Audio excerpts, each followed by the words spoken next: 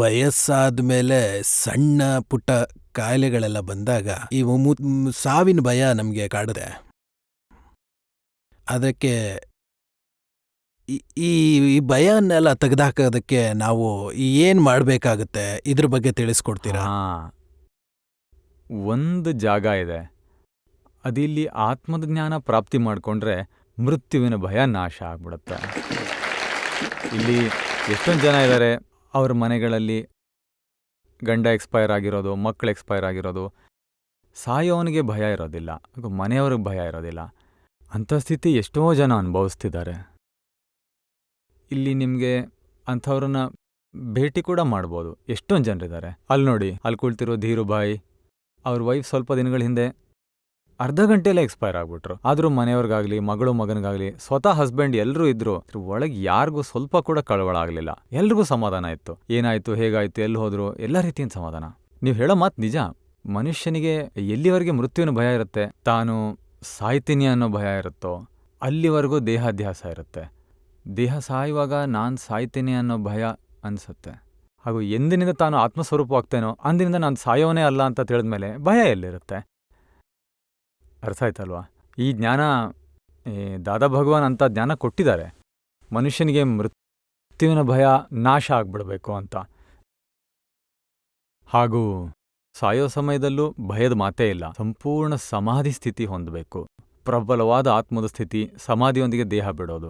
ಆಮೇಲೆ ನಿಸ್ಸಂದೇಹವಾಗಿ ಎಲ್ರಿಗೂ ತಿಳಿದಿದೆ, ಅಲ್ಲಿ ದೇಹ ಬಿಟ್ಟು ಮನೆಯವರೇ ಹೇಳ್ತಾರೆ ಅವರು ಮಹಾವಿದೇಹ ಕ್ಷೇತ್ರಕ್ಕೆ ಹೋದ್ರು ಅಂತ, ಸಿಮಂದರ ಸ್ವಾಮಿ ಬಳಿಗೆ ಹೋದ್ರು ಅಂತ. ನೋಡಿ, ಎಷ್ಟೊಂದು ಈ ಜನ್ಮದಲ್ಲಿ ಸ್ವತಃ ತನ್ನ ಪುರುಷಾರ್ಥ ಮಾಡಿಕೊಂಡು ತನ್ನ ರಿಸರ್ವೇಷನ್ ಕನ್ಫರ್ಮೇಷನ್ನೊಂದಿಗೆ 2 ಕೈಯಲ್ಲಿ ಟಿಕೆಟ್ ಹಿಡ್ಕೊಂಡಿರೋದು, ವೀಸಾ ಪಾಸ್ಪೋರ್ಟ್ನೊಂದಿಗೆ ಮಹಾವಿದೇಹ ಕ್ಷೇತ್ರಕ್ಕೆ ಹೋಗ್ಬೋದು. ಹಾಗಾಗಿ ಭಯ ಅನ್ನೋದು ಮನೆಯವ್ರಿಗೆ ಇರೋದಿಲ್ಲ, ತನಗೂ ಇರೋದಿಲ್ಲ. ನಾನು ಸಾಯೋನಲ್ಲ ಅನ್ನೋದು ತಾನು ಅನುಭವಿಸ್ಬೇಕು. ಅರ್ಥ ಆಯ್ತಲ್ವಾ? ಅದಕ್ಕೆ ದಾದಾ ಹೇಳೋದು, ನಾನು ಅಮರತ್ವವನ್ನು ಹೊಂದಿ ಕುಳಿತಿದ್ದೇನೆ ಹಾಗೂ ಲೋಕದ ಜನರನ್ನು ಅಮರರನ್ನಾಗಿ ಮಾಡ್ತೇನೆ ಅಂತ.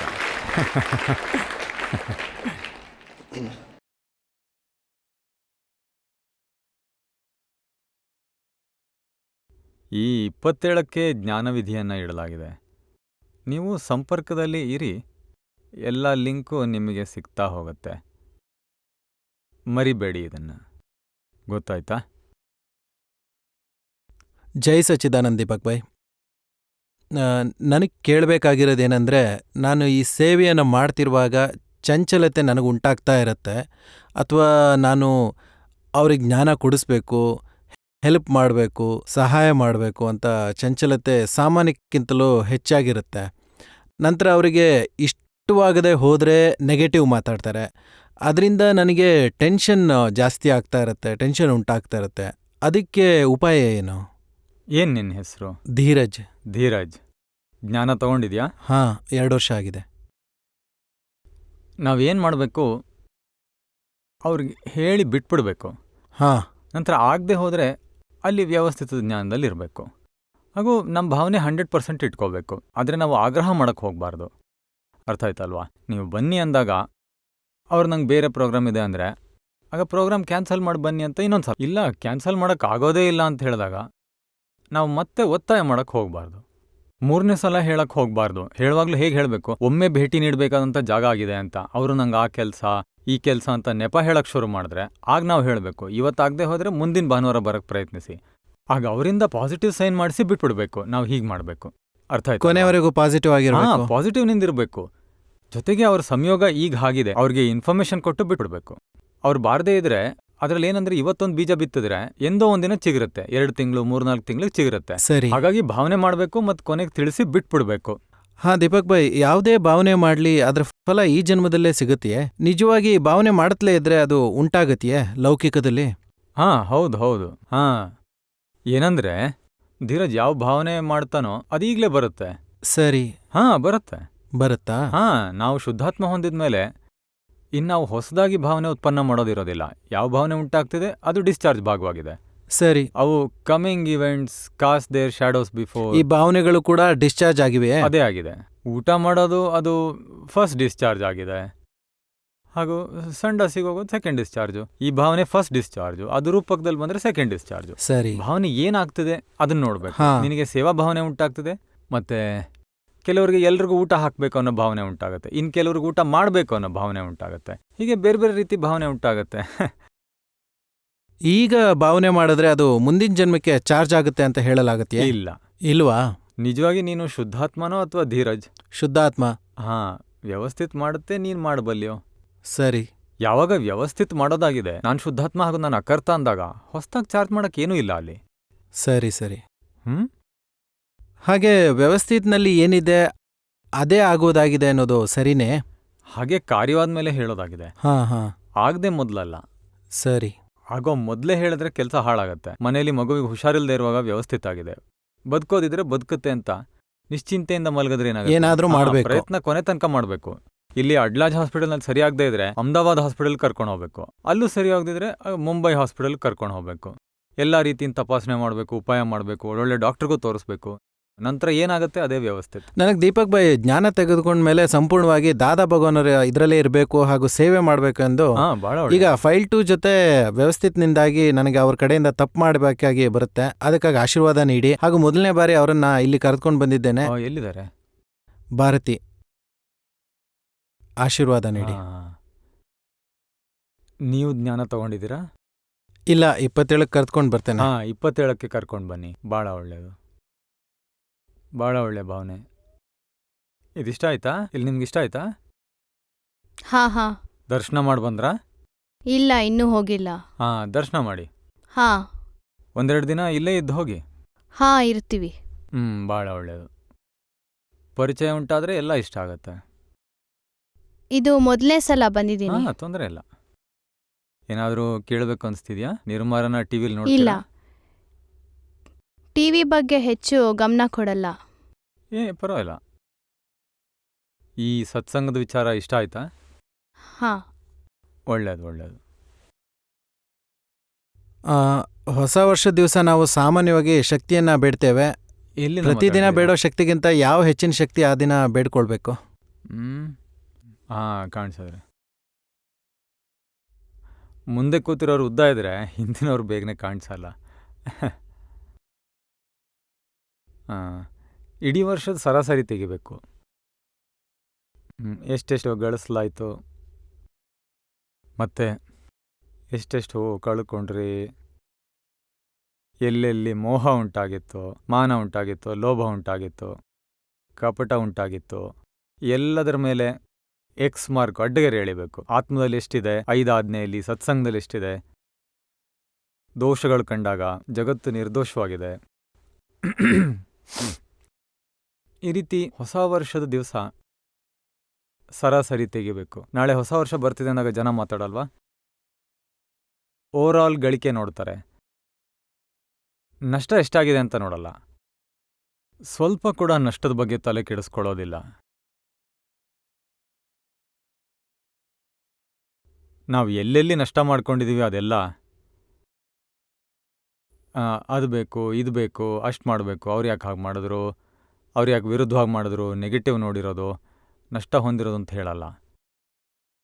ನಾವು ಶುದ್ಧಾತ್ಮದಲ್ಲಿದ್ದು ಶುದ್ಧಾತ್ಮ ಸ್ವರೂಪದಿಂದ ಬೇರೆಯವ್ರನ್ನ ನೋಡಿದ್ರೆ ಅದು ನಮ್ಮ ಲಾಭವಾಗಿದೆ. ನಾವು ನಿರಂತರ ಶುದ್ಧ ಉಪಯೋಗದಲ್ಲಿರೋ ಸ್ಥಿತಿನ ತಲುಪಬೇಕು. ಅರ್ಥ ಆಯ್ತಲ್ವಾ? ನಿದ್ದೆ 8 ಗಂಟೆನ ನಾವು ಲೆಕ್ಕಕ್ಕೆ ತಗೊಳ್ಳಲ್ಲ. ಮೊದಲಿಗೆ ಎಚ್ಚರವಾಗಿರೋ ಸಮಯನ ಸುಧಾರಣೆ ಮಾಡಬೇಕು, ನಂತರ ನಿದ್ದೆ ಸಮಯ ತೆಗೆದುಕೊಳ್ಬೇಕು. ಎಚ್ಚರವಾಗಿರುವಾಗ ನಾವು ನಿರ್ದೋಷ ದೃಷ್ಟಿಯಿಂದ ನೋಡಬೇಕು. ಯಾರ ದೋಷನ ನೋಡಕ್ಕೆ ಹೋಗಬಾರ್ದು, ಯಾರನ್ನು ಕರ್ತ ಅಂತ ನೋಡಕ್ಕೆ ಹೋಗಬಾರ್ದು, ಎಲ್ಲರನ್ನು ಶುದ್ಧಾತ್ಮ ಅಂತ ನೋಡಬೇಕು. ನೋಡುವಾಗ ಅನ್ಸುತ್ತೆ ಇವ್ರು ಯಾರು ಅಂತ, ತಕ್ಷಣ ತಿಳಿಬೇಕು ಅವ್ರು ಶುದ್ಧಾತ್ಮ ಅಂತ. ಅವ್ರ ಡಿಸ್ಚಾರ್ಜ್ ಬೇರೆ, ಅಭಿಪ್ರಾಯ ಬೇರೆ ಬೇರೆ ಆಗ್ಬೋದು. ಯಾಕೆಂದರೆ ಇಲ್ಲಿವರೆಗೆ ಸುತ್ಕೊಂಡು ಬಂದಿರೋ ಪ್ರತಿಯೊಂದು ಅದರಷ್ಟಕ್ಕೆ ಎಲ್ಲೂ ಹಾರು ಹೋಗಲ್ಲ. ಅದಾದಮೇಲೆ ಈ ರಿಲೇಟಿವ್ ದೃಷ್ಟಿ ನಿಂತು ಹೋಗಲ್ಲ. ರಿಲೇಟಿವ್ ದೃಷ್ಟಿ ಉಂಟಾದಾಗ ತಕ್ಷಣ ರಿಯಲ್ ದೃಷ್ಟಿಯಿಂದ ನೋಡಬೇಕು. ಇಲ್ಲಿ 5 ಆಜ್ಞೆಗಳು ಬಹಳ ಮುಖ್ಯ. ಎಲ್ಲರಲ್ಲೂ ಶುದ್ಧಾತ್ಮ ನೋಡಬೇಕು. ವ್ಯವಸ್ಥಿತ ಕರ್ತ ಆಗಿರೋದ್ರಿಂದ ಅವ್ರನ್ನ ಅಕರ್ತ ಅಂತ ನೋಡಬೇಕು. ನಂತರ ಸಮಭಾವದಿಂದ ಬಗೆಹರಿಸ್ಕೊಳ್ಳಲು ಫೈಲ್ ಸ್ವರೂಪದಲ್ಲಿ ನೋಡಬೇಕು. ಹಾಗೂ ಎಷ್ಟು ಆತ್ಮಸ್ವರೂಪ ನೋಡಲು ತಪ್ಪು ಹೋಗುತ್ತೋ ಅಷ್ಟನ್ನು ಮತ್ತೆ ರೀಸೆಟ್ ಮಾಡಬೇಕು. ಅಂತಿಮವಾಗಿ 5 ಆಜ್ಞೆಗಳಲ್ಲೇ ಬರಬೇಕು. ಆಮೇಲೆ ಪ್ರತಿಕ್ರಮಣ ಮಾಡಿ. ನಂತರ ಕೂಡ ಮಾನ ಬಂದ್ಬಿಡುತ್ತೆ, ಮೋಹ ಬಂದ್ಬಿಡುತ್ತೆ. ನಿಧಾನವಾಗಿ ಮುಂದೆ ಸಾಗಬೇಕು. ಬೇರ್ಪಟ್ಟಿರೋಂಥ ಜಾಗೃತಿ ಎಷ್ಟಿದೆ? ಮೋಹ, ಇಚ್ಛೆಗಳು, ಇನ್ನೂ ಏನೇನು ಅನುಭವಿಸ್ಬೇಕು ಅನ್ನೋ ಇಚ್ಛೆ ಉಳಿದಿದೆ. ಇದೆ ಅಲ್ವಾ? ನಮ್ಗೇನೂ ಬೇಕಾಗಿಲ್ಲ. ನಮ್ಮ ಸ್ಟೇಟಸ್ ಬಹಳ ಸಿಗಬೇಕು ಅಂತ ನೋಡ್ತಾರೆ. ಹಣದ ಹಿಂದೆ ಬೀಳೋದೇ ಇಲ್ಲ. ಏನಿದೆಯೋ ಅದು ಸಾಕು ಅಂತ ಮಾನದಲ್ಲಿ ಬಿದ್ದಿರ್ತಾರೆ. ಇದಿನ್ನೂ ದೊಡ್ಡ ಕೊಚ್ಚೆಗುಂಡಿ. ಈ ಎಲ್ಲವನ್ನ ಭಾಗಾಕಾರ ಮಾಡ್ತಾ ಹೋಗ್ಬೇಕು. ಮಾನ ನೀಡಿದ್ರೆ ಏನು? 9 ಶತಕೋಟಿ ಮಾನವರು ವಾಸಿಸೋಲ್ಲಿ 4 ಜನ ಹೇಳ್ತಾರೆ ಪ್ರವೀಣ್ ಭಾಯ್ ಭಾಳ ಒಳ್ಳೆ ವ್ಯಕ್ತಿ ಅಂತ. ಪ್ರವೀಣ್ ಭಾಯ್ ಅಂದ ತಕ್ಷಣ ನಾವು ಧನ್ಯರಾಗ್ಬಿಡ್ತೇವೆ. ಅದು ಸಹ 9 ಶತಕೋಟಿ ಭರತ ಕ್ಷೇತ್ರದಲ್ಲಿ ಜೀವಿಸ್ತಿರೋರು. ಇನ್ನೂ ಒಂದಷ್ಟು ಆದಿವಾಸಿ ಸಮುದಾಯದವರ ಲೆಕ್ಕ ಸಿಕ್ಕಿರೋದಿಲ್ಲ. ಇಷ್ಟೇ ಅಲ್ಲ, ಎಷ್ಟು ದೊಡ್ಡ ಜಗತ್ತು, ಎಷ್ಟು ಅಸಂಖ್ಯಾತ ದೇವಗತಿ, ಅಸಂಖ್ಯಾತ ನರಕಗತಿ, ಅಲ್ಲಿವರೆಗೆ ಗೊತ್ತೇ ಇರೋದಿಲ್ಲ ಈ ಪ್ರವೀಣ್ ಭಾಯ್ ಇಲ್ಲಿ ಸಿಮಂದರ್ ಸಿಟಿಲಿದ್ದಾರೆ ಅಂತ. ನಾವು ಒಳಗಿಂದೊಳಗೆ ನಮ್ಮಷ್ಟಕ್ಕೆ ಸಂತೋಷ ಪಟ್ಕೊಳ್ತೇವೆ. ಅದನ್ನು ನಾವು ನಿಧಾನವಾಗಿ ಡಿವ್ಯಾಲ್ಯೂ ಮಾಡಬೇಕು. ಅರ್ಥ ಆಗೋ ವಿಚಾರ ಅಲ್ವಾ? ಎಲ್ಲ ಮಾನವರೇ. ಲೋಭ, ಮೋಹ, ಇವರಿದಾರಲ್ಲ, ಈ ಶ್ರೀಮದ್ ರಾಜಚಂದ್ರಜಿ ಹೇಳ್ತಾರೆ, ಚಕ್ರವರ್ತಿ ರಾಜ ಕೂಡ ನಮಸ್ಕಾರ ಮಾಡಿದ್ರು, ಅದು ನನಗಲ್ಲ ಅಂತ ತಿಳಿಯುವಂತಹ ಸ್ಥಿತಿ ನನಗೆ ಪ್ರಾಪ್ತಿಯಾಗಲಿ. ವೈಮಾನಿಕ ದೇವರುಗಳ ಸಿದ್ಧಿ ಇದ್ರೂ ಸಹ ನನಗೆ ಯಾವುದೇ ರೀತಿ ಲೋಭ ಬರದೇ ಇರಲಿ ಅಂತ. ಮೋಕ್ಷ, ಸಿದ್ಧಕ್ಷೇತ್ರ ಬಿಟ್ಟು ನಂಗೆ ಬೇರೆ ಯಾವುದೇ ಸ್ಟೇಷನಲ್ಲಿ ನಿಲ್ಲಲು ಬೇಕಾಗಿಲ್ಲ ಅಂತ. ನೋಡಿ, ಇಂತಹ ಧ್ಯೇಯ ನಮಗೂ ಇರಬೇಕು. ಅಲ್ಲದೆ ಧ್ಯೇಯದಿಂದ ವಿರುದ್ಧವಾಗಿ ನಡೆದ್ರೆ ನಮಗೆ ಜಾಗೃತಿ ಬಂದ್ಬಿಡುತ್ತೆ ಅದು ತಪ್ಪು ಅಂತ. ಹಾಗೂ ತಪ್ಪು ಅಂತ ತಿಳಿವಾಗಲೇ ಹಿಂದೆ ತಿರುಗಿಬಿಟ್ರೆ ಅದು ಒಳ್ಳೆಯದು. ಬರೀ ಅಷ್ಟೇ ಅಲ್ಲ, ದಾರಿಲಿ ಹೋಗುವಾಗ ಅಂಬಾಮತಿ ದೇವಸ್ಥಾನಕ್ಕೆ ಹೋಗ್ತಾ ಇದ್ದೀರಾ, ಎಷ್ಟು ಸಮಯ ತೆಗೆದುಕೊಳ್ತೀರಾ ಹೋಗೋದಕ್ಕೆ? ಅಲ್ಲಿ ಡಿವೈಡರ್ ಇದ್ದರೆ ಸ್ವಲ್ಪ ಒಂದು ಅರ್ಧ ಕಿಲೋಮೀಟರ್ ಹೋಗಿ ಟರ್ನ್ ಹೊಡೆದು ಆಮೇಲೆ ಮತ್ತೆ ಮುಂದಕ್ಕೆ ಹೋಗ್ತೀರಿ ನೀವು. ಅದೇ ಒಳಗೆ ಪ್ರಜ್ಞಾಶಕ್ತಿ ಎಷ್ಟೊಂದು ಸಲ ಹೇಳ್ತಾ ಇರುತ್ತೆ ಅದು ತಪ್ಪು, ಹಂಗೆ ಮಾಡಬಾರ್ದು ಅಂತ. ಆದರೆ ಅಲ್ಲಿ ನನ್ನ ವ್ಯವಹಾರದ ವಿಚಾರದಲ್ಲಿ ಹಾಗೆಲ್ಲ ನಡೆಯೋದಿಲ್ಲ. ಯಾಕಂದರೆ ಬುದ್ಧಿ ತಾನೇ ಹಿಡ್ತಾ ಬಿಡೋದೇ ಇಲ್ಲ. ಅದೇ ಮೋಕ್ಷಕ್ಕೆ ಬಾಧಕವಾಗಿದೆ. ಸಂಸಾರದ ಹಿಡಿತವೇ ಮೋಕ್ಷಕ್ಕೆ ಬಾಧಕ ಉಂಟು ಮಾಡೋದು. ಸಂಸಾರನ ಅನುಭವಿಸ್ಬೇಕು ಅನ್ನೋ ಮೋಹ ಬಾಧಕಕ್ಕೆ ಕಾರಣ. ಸಂಸಾರದ ಎಲ್ಲ ರೀತಿಯ ಸೆಳೆತ, ಹೀಗೇ ವ್ಯವಹಾರ ಮಾಡಬೇಕು, ಹಾಗೆ ನಡೆಯಲ್ಲ, ನಾನು ನಡ್ಸಕ್ಕೆ ಬಿಡಲ್ಲ, ಅರೆ ಅಲ್ಲಿಗೆ ಬಿಟ್ಬಿಡಿ, ಹೀಗೆ ಮಾಡ್ತಾ ಮಾಡ್ತಾ ಚಟ್ಟಕ್ಕೇರೋ ಸಮಯ ಬಂದ್ಬಿಡುತ್ತೆ. ಅಲ್ಲಿ ನಿಮ್ಮನ್ನು ಸರಿಯಾಗಿ ಕಟ್ಟಿದ್ರು ಅಥವಾ ಹಿಮ್ಮುಖವಾಗಿ ಕಟ್ಟಿದ್ರು ಏನು ವ್ಯತ್ಯಾಸ ಇದೆ? ಏನು ಪ್ರಯೋಜನ ಬಂತು? ಈ ದೇಹನೇ ವಿನಾಶ ಆದಾಗ ವಿನಾಶದ ಯಾವ ವಿಚಾರದ ಬಗ್ಗೆ ಹಿಡಿತವನ್ನು ಹಿಡಿದುಕೊಳ್ಳಲು ಹೋಗೋದು? ಒಂದ್ಸಲ ನೀವೇ ಯೋಚನೆ ಮಾಡಿ ನೋಡಿ.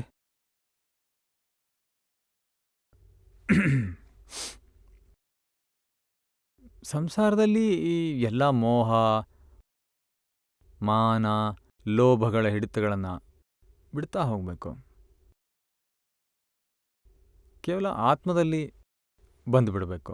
ನಮಗೆ ಶುದ್ಧಾತ್ಮ ಪ್ರಾಪ್ತಿಯಾಗಿದೆ, ಆದರೆ ಇನ್ನೂ ಸಂಪೂರ್ಣ ವಿಜ್ಞಾನದವರೆಗೆ ತಲುಪಬೇಕು.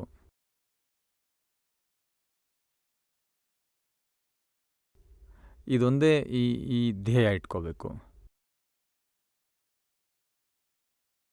ದಾದಾ 3 ಶಬ್ದ ಹೇಳ್ತಾರೆ: ನಿರ್ಧಾರ, ಧ್ಯೇಯ ಹಾಗೂ ನಿಶ್ಚಯ. ಜೊತೆಗೆ ಭಾವನೆ ಹೇಳ್ತಾರೆ. ನಿಶ್ಚಯ ಏನು? ನಾನು ಶುದ್ಧಾತ್ಮ ಹಾಗೂ ಸ್ವರೂಪನ ನಾನು ಹೊಂದಬೇಕು, ನಾನು ಶುದ್ಧಾತ್ಮನೇ ಅಂತ, ಹಾಗೂ ಆತ್ಮರೂಪದಲ್ಲೇ ಇರಬೇಕು.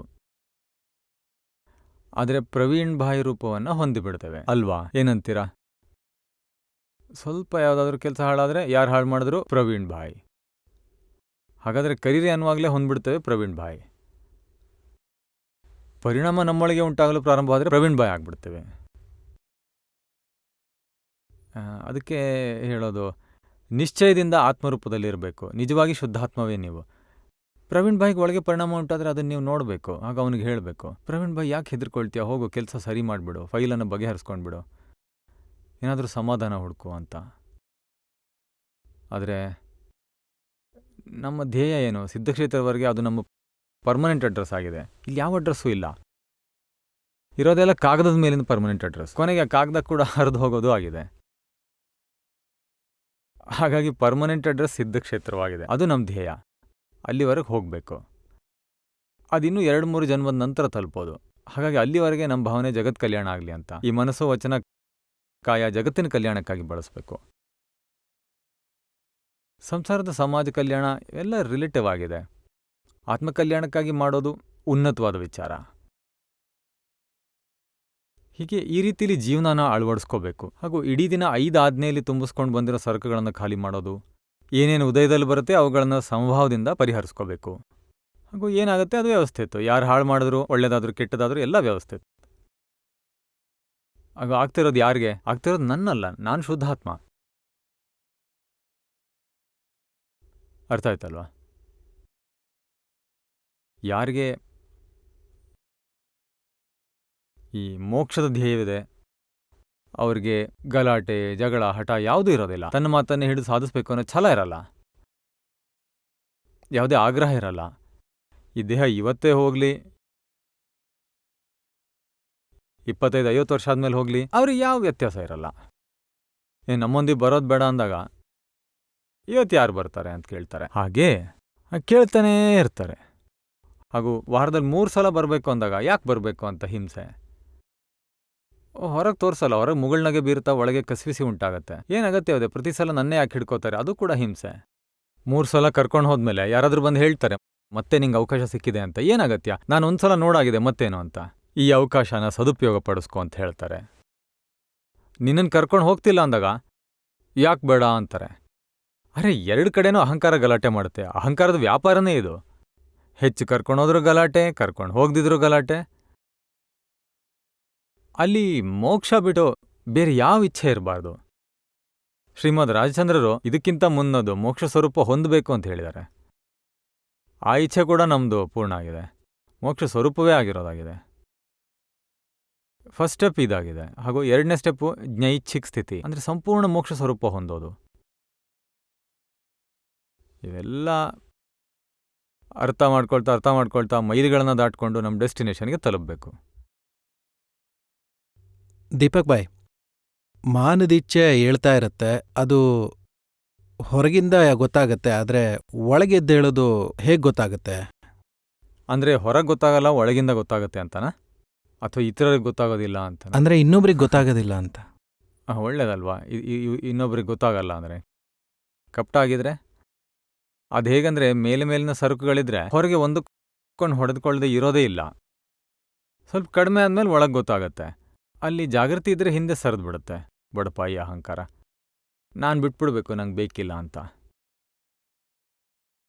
ಮಾನ ಸಿಗುವಾಗ ಸ್ವಾದ ಉಂಟಾಗತ್ತೆ. ಸಿಗುತ್ತಲೇ ಇರುವಾಗ ಯಾರು ಗಲಾಟೆ ಮಾಡ್ತಾರೆ? ಹೆಚ್ಚಿನವರು ಏನು ಹೇಳ್ತಾರೆ ಅಂದರೆ ನನಗೆ ಮಾನನೇ ಬೇಕಾಗಿಲ್ಲ ಅಂತ. ನಂತರ 2-3 ಸಲ ಅಪಮಾನ ಉಂಟಾಗ ಶುರು ಆದಾಗ ಆಗ ಮಾನದ ಹಿಂದೆ ಬೀಳ್ತಾರೆ. ಆಮೇಲೆ ಗಲಾಟೆ ಶುರು ಮಾಡ್ತಾರೆ. ಮತ್ತೆ ನನ್ನ ಹಾಗೆ ಮಾಹಿತಿ ಕೇಂದ್ರದಲ್ಲಿ ಕುಳಿತುಕೊಂಡು ನೋಡಿ ನಿಮಗೆ ಗೊತ್ತಾಗುತ್ತೆ ಅಂತ ಹೇಳ್ತಾರೆ. ಅದನ್ನ ಯಾಕೆ ಹೇಳಕ್ಕೆ ಹೋಗ್ಬೇಕು? ಯಾಕೆಂದ್ರೆ ಮಾನ ಸಿಗೋದು ನಿಂತು ಹೋಗಿದೆ ಅಲ್ವಾ? ಅಂದರೆ ಎಲ್ಲಿವರೆಗೆ ಸಿಗುತ್ತಾ ಇರುತ್ತೋ ಅಲ್ಲಿವರೆಗೆ ನನಗೇನೂ ಬೇಕಿಲ್ಲ ಅಂತ. ಸಿಕ್ಕಿದ್ರು ಸರಿ, ಸಿಗದಿದ್ರು ಸರಿ. ಮುಂದೆ ಕುಳಿತುಕೊಳ್ಳೋಕೆ ಹೇಳಿದ್ರು ಏನೂ ತೊಂದರೆ ಇಲ್ಲ. ಮತ್ತೆ ಹಿಂದೆ ಅಥವಾ ಎಲ್ಲೋ ಕೂತ್ಕೊಳ್ಳೋ ಸಿಕ್ಕಿದ್ರೆ ಸಾಕು, ನಮಗೆ ದರ್ಶನ ಆದರೆ ಬಹಳ ಆಯಿತು. ಇದು ನಿಜ ಅಲ್ವಾ? 2-3 ಸಲ ಹಿಂದಕ್ಕೆ ಕಳ್ಸಿದ್ರೆ ಲಿಮಿಟೇಷನ್ ಇರುತ್ತೆ. ಮೊದಲನೇ ಬಾರಿ ತಪ್ಪು ಮಾಡ್ತೀವಿ, ಸಹಿಸ್ಕೋತೀವಿ. ಏನಿಲ್ಲ, ಅವ್ರಿಗೆ ಗೊತ್ತಿಲ್ಲ ನನ್ನ ಬಗ್ಗೆ ಅಂತ ಸ್ವಲ್ಪ ಸುಮ್ಮನಿದ್ದು ನಡೆಸ್ಬೋದು. ಆಮೇಲೆ ನಿಧಾನವಾಗಿ ಕೆದರುತ್ತೆ. ಹಾಗೆ ಅಂಥ ಸಮಯದಲ್ಲಿ ಪರೀಕ್ಷೆಗೆ ಒಳಪಡಿಸಿ ನೋಡಬೇಕು. ಒಳಗೆ ಸ್ವಲ್ಪ ಉಂಟಾಗೋದು ಒಳ್ಳೆಯದೇ, ಅದನ್ನ ಅಲ್ಲೇ ಕಿತ್ತು ಬಿಸಾಕಬೇಕು. ಅಲ್ಲೇನೆ ಮಾನವ ಜ್ಞಾನದಿಂದ ಹೊರಟು ಹೋಗುತ್ತೆ. 2 ರೀತಿಯಿಂದ ಹೋಗುತ್ತೆ. ಮತ್ತೊಂದು ರೀತಿ ಅಂದರೆ ಹೊಡೆಸ್ಕೊಂಡು ಹೋಗುತ್ತೆ, ಅಥವಾ ಜ್ಞಾನದಿಂದ ಹೊರಟು ಹೋಗುತ್ತೆ. ಹೊಡೆತ ಬಿದ್ದರೆ ಅಪಮಾನದ ಹೊಡೆತ ಬೀಳೋದು ಔಷಧ ಆಗಿದೆ. ಮತ್ತೆ ನಾವು ಔಷಧವನ್ನು ಉರುಳಿಸಿ ಚೆಲ್ಲಿ ಬಿಟ್ಬಿಡ್ತೀವಿ. ಅಪಮಾನ ಬರುವಾಗ ನೀವು ಮಾಹಿತಿ ಕೇಂದ್ರದವರು ಎಂಥವ್ರು ಅಂತ ಯಾಕೆ ಮಾಹಿತಿ ಕೊಡ್ತಿಲ್ಲ? ಎಂಥವ್ರು ಅಂದಾಗ ನಮಗೆ ರೇಗತ್ತೆ. ನಿಮ್ಗಂತೂ ಇನ್ನೂ ಮಾಹಿತಿ ಸಿಗೋದಿಲ್ಲ, ಹೋಗಿ ಅಂತೀವಿ.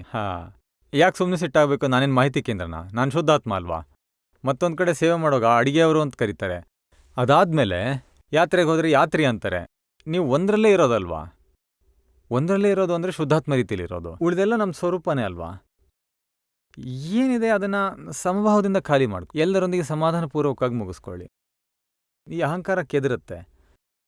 ನನ್ನೊಟ್ಟಿಗೆ ಒರಟಾಗಿ ಯಾಕೆ ಮಾತನಾಡಿದ್ದು? ಅಲ್ಲಿ ಒರಟಾಗಿ ವರ್ತಿಸುವವ್ರನ್ನ ಉಪಕಾರಿ ಅಂತ ತಿಳಿಬೇಕು. ಅದರಿಂದ ನನ್ನ ಅಹಂಕಾರ ಮೇಲೆ ಬಂತು, ಹಾಗಾಗಿ ಅದನ್ನು ಹಿಡಿಯಕ್ಕೆ ಸಾಧ್ಯ ಆಯಿತು. ಇಲ್ಲದೆ ಹೋದರೆ ಅದು ಒಳಗಡೆ ಇನ್ನೂ ಇರ್ತಾ ಇತ್ತು. ಅದಕ್ಕೆ ಸ್ವಲ್ಪ ಪೆಟ್ಟು ಬಿದ್ದರೆ ಅದು ಸಹಿಸಲಾಗದೆ ಮೇಲ್ ಬರುತ್ತೆ. ಆಗ ಅದನ್ನು ಹಿಡಿದು ನಾವು ಜ್ಞಾನದಲ್ಲಿರೋರು ಹಿಡಿದು ಬಿಸಾಡಬೇಕು, ಒಳ್ಳೇದಾಯ್ತು ಅಂತ. ಹಾಗಾಗಿ ಈ ಅಪಮಾನ ಬಹಳ ಉತ್ತಮವಾದ ಮಾನನಾಶ ಮಾಡೋ ಔಷಧಿ. ಅಥವಾ ಮತ್ತೊಂದು ಮಾರ್ಗ, ಜ್ಞಾನದಿಂದ ಹೋಗಬೇಕು.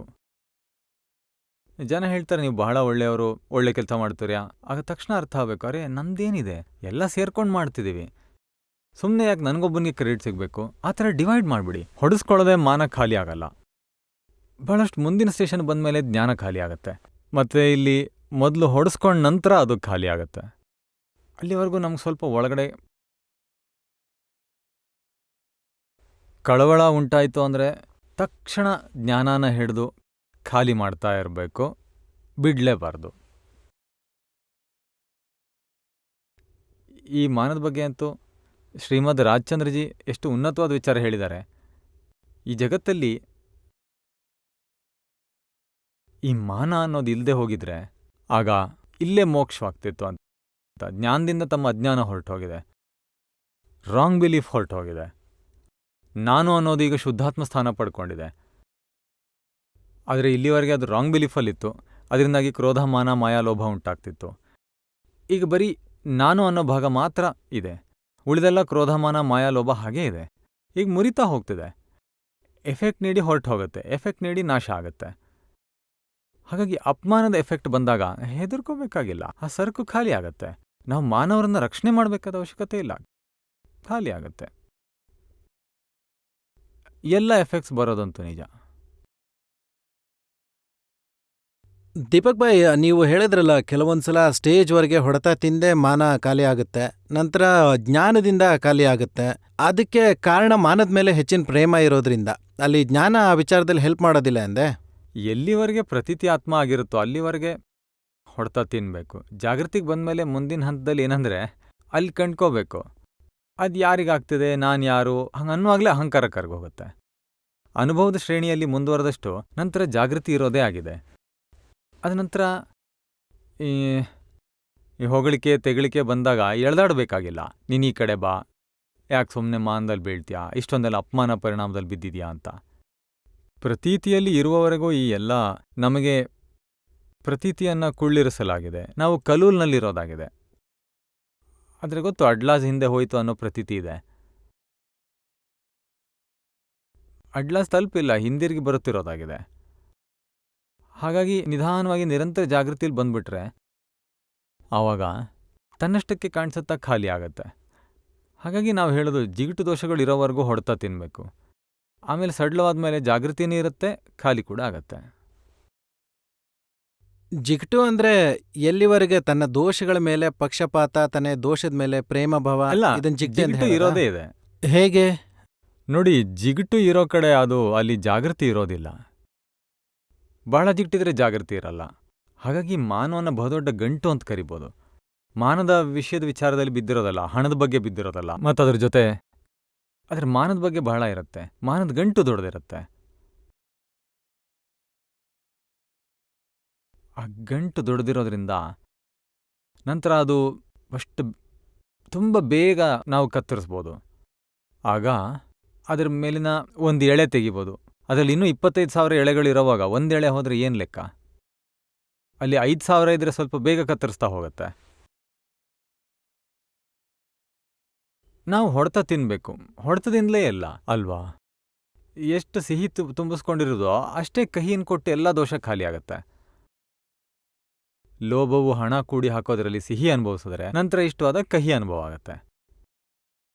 ಆಗ ಬಿಟ್ಟು ಹೋಗುತ್ತೆ. ಮೋಹದಲ್ಲೂ ಮದುವೆಯಿಂದ ಸಿಹಿ ಅನುಭವದ ನಂತರ ಗಂಡ ಗಲಾಟೆ ಮಾಡುವಾಗ ಕಹಿ ಅನಿಸಿ ಬಿಟ್ಟು ಹೋಗುತ್ತೆ. ಮಕ್ಕಳಿಲ್ಲದೆ ಇದ್ದಾಗ ಮಗು ಬಂದರೆ ಎಷ್ಟು ಸಿಹಿ ಅನಿಸುತ್ತೆ, ನಂತರ ಕಹಿಯಿಂದ ಮೋಹವೆಲ್ಲ ಬಿಟ್ಟು ಹೋಗುತ್ತೆ. ಇದೆಲ್ಲ ನಿಯಮವಾಗಿದೆ. ಸಿಹಿ ಅನಿಸಿದ ನಂತರ ಕಹಿ ಅನ್ನಿಸ್ಲೇಬೇಕು. ಹಾಗಾಗಿ ಕಹಿ ಆತ್ಮದ ವಿಟಮಿನ್ ಅಂತಾರೆ. ಯಾಕೆಂದರೆ ಕಹಿಯಿಂದಾಗಿ ಆತ್ಮದ ಸುಖ ಹಾಗೂ ಪುದ್ಗಲ ಸುಖದಲ್ಲಿ ಭೇದ ಉಂಟಾಗುತ್ತೆ. ಸಿಹಿಯಲ್ಲಿ ಆತ್ಮಸುಖ ಹಾಗೂ ಪುದ್ಗಲ ಸುಖ ಯಾವುದು ಅಂತ ಗೊತ್ತಿರಲ್ಲ. ಹೊಡೆತ ಬೀಳೋದು, ದುಃಖ ಉಂಟಾಗೋದು, ತೊಂದರೆಗಳು ಬರೋದು ಇವೆಲ್ಲ ಆತ್ಮಕ್ಕಾಗಿ ಟಾಪ್ ಮೋಸ್ಟ್ ಅವಕಾಶ ಆಗಿದೆ. ಜಗತ್ತಿನ ಜನ ಯಾವುದನ್ನು ಸುಖ ಅಂತ ಹೇಳ್ತಾರೋ ಅವುಗಳಿಗೆ ಜ್ಞಾನಿಗಳು ಎಕ್ಸ್ ಹಾಕ್ತಾರೆ, ತುಂಬ ತಪ್ಪು ಅಂತ ನೋಡ್ತಾರೆ. ಶರೀರದ ನೋವು ಉಂಟು ಮಾಡ್ತಿದ್ರೆ ಜನ ಹೇಳ್ತಾರೆ, ಡಾಕ್ಟರ್ ಏನಾದರೂ ಮಾಡಿ ನೋವು ಹೊರಟು ಹೋಗೋಂತೆ ಮಾಡಿ ಅಂತ. ಈ ಥರ ಎಲ್ಲ ಏನೇನೋ ಹೇಳ್ತಾರೆ ಅಲ್ವಾ. ಅದೇ ಜ್ಞಾನಿ ಹೇಳ್ತಾರೆ, ಇರ್ಲಿ ಬಿಡಿ, ಈಗ ಆತ್ಮವನ್ನು ಬೇರ್ಪಡಿಸೋಕೆ ಅವಕಾಶ ಸಿಕ್ತು ಅಂತ. ಸುಖದಲ್ಲಿ ಯಾವ ಭಾಗ ಪುದ್ಗಲ್ ಸುಖ ಹಾಗೂ ಬೇರೆ ಅನ್ನೋದನ್ನು ಗೊತ್ತಾಗದ ಹಾಗೆ ಮಾಡ್ಬಿಡ್ತಾರೆ.